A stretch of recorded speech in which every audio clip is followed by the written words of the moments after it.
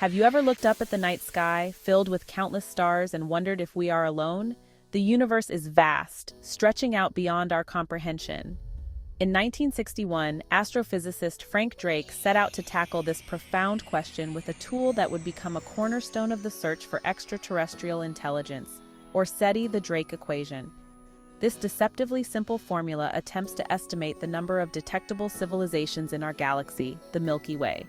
By breaking down this complex question into smaller, more manageable parts, the Drake equation allows us to explore the probability of finding other intelligent life forms. It's a tool for sparking our imagination and guiding our scientific endeavors. In the sections that follow, we will delve into the history and components of this fascinating equation, exploring the potential scenarios it presents and their implications for our understanding of life in the universe. In the autumn of 1961, a young Frank Drake, driven by the burgeoning field of radio astronomy and the tantalizing possibility of detecting signals from extraterrestrial civilizations, organized a meeting of brilliant minds at the Green Bank Observatory in West Virginia. This gathering, later dubbed the Green Bank Conference, brought together astronomers, physicists, biologists, and other experts to discuss the search for extraterrestrial intelligence, or SETI. It was during this landmark conference that Drake first presented his now famous equation.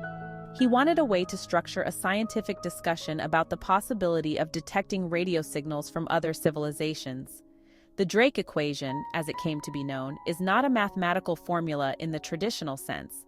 Instead, it's a probabilistic argument, a thought experiment expressed in mathematical terms. By assigning values, even speculative ones, to each factor in the equation, we can arrive at an estimate of the number of detectable civilizations. The Drake equation, in its most basic form, looks like this. N equals R asterisk times Fp times N times Fl times phi times Fc times L. While it may seem intimidating at first glance, each term represents a specific factor in the cosmic equation for life. Let's break down the equation step by step, understanding the meaning behind each variable. N, this is what we want to find out: the number of civilizations in our galaxy with which communication might be possible. R asterisk. This is the rate of star formation in our galaxy. It tells us how many stars are born in the Milky Way each year. Fp, this represents the fraction of stars that have planets orbiting them. Net, for stars with planets, this is the average number of those planets that could potentially support life. Fl, this factor represents the fraction of those habitable planets where life actually emerges. Phi, of the planets where life arises, this factor represents the fraction where intelligent life evolves. Fc, this is the fraction of civilizations that develop technology that releases detectable signs of their existence, such as radio waves. L, this final factor represents the length of time for which such civilizations release detectable signals into space. Our journey through the Drake equation begins with the first factor R asterisk, the rate of star formation in the Milky Way. Stars, the building blocks of galaxies, are born in vast clouds of gas and dust called nebulae. Astronomers estimate that, on average, 1 to 3 stars are born in our galaxy each year.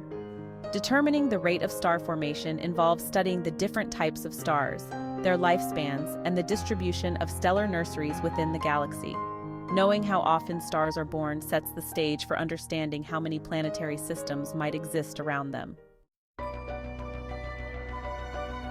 With a grasp of star formation, we move on to the next factor, Fp, the fraction of stars that have planetary systems.